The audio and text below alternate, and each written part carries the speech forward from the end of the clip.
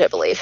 Developing now, a big cleanup needed in one South Philadelphia neighborhood today after a water main break causes a sinkhole there. Eyewitness News reporter Dan Coop is live in Queen Village for us this morning to show us the damage left behind. Hi, Dan. Jan, good morning to you. We're starting to see some of the neighbors, some people in the neighborhood come out, walk their pets, walk around and start poking around saying, what is going on over there? So we'll show you. This is a big water main break where, as you can see, the street has caved in on itself. Philadelphia Water telling us about 200 residents were without service, at least in part, overnight. We'll show you some video about what it was like when crews were actually here as they were quickly trying to shore up a ruptured line, doing so in the rain that has been a constant in this area for hours. Philly Water also telling us about a 12-inch main is what gave way before the street did. Our crews responded to get the main shut down and obviously cordon off the area around the cave-in the street. At a certain point, we had approximately 200 customers without water service.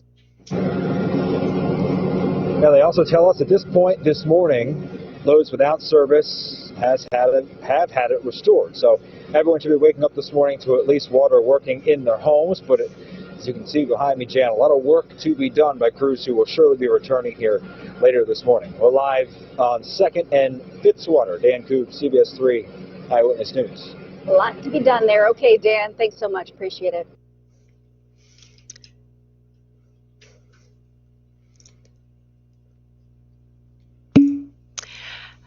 So this is, I believe that same sinkhole, just different videos of it.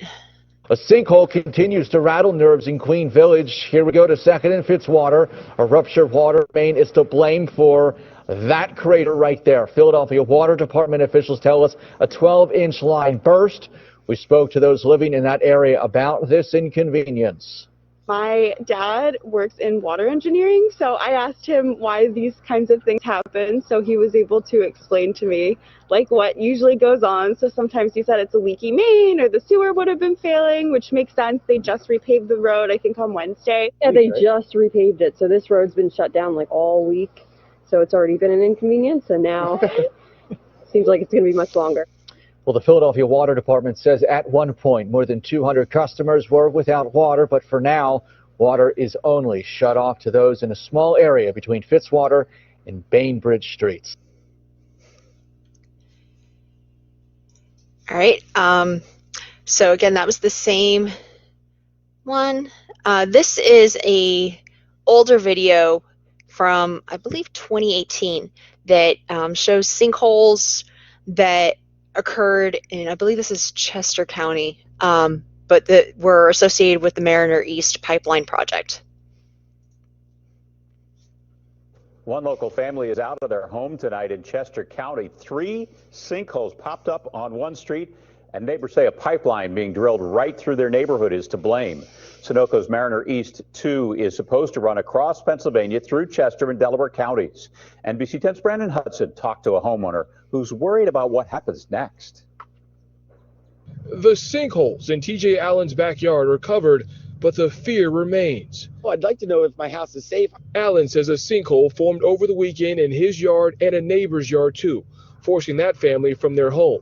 He believes they're directly linked to the construction of Sunoco's Mariner East 2 pipeline in Chester County. A Facebook Live video shows crews from the State Department of Environmental Protection and Sunoco working to cover them up. There was 11 cement trucks that dumped 11 loads of cement in my yard. We first met Allen in November when he claimed pipeline construction caused this sinkhole to form on his West Whiteland property.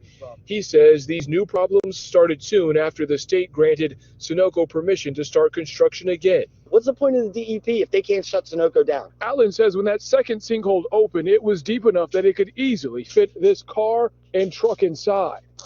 He also said the work is causing problems in his driveway. These cracks are now wide enough to fit a pin inside. Have you started looking anywhere else to where you want to live, or? No comment. This is an atrocious situation for the constituents of my district.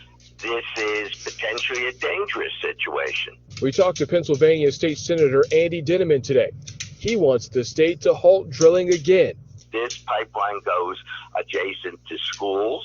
It goes adjacent to retirement communities and nursing homes. We made numerous phone calls and emails to Sunoco, but they did not respond by our deadline. In West Whiteland, Brandon Hudson, NBC 10 News.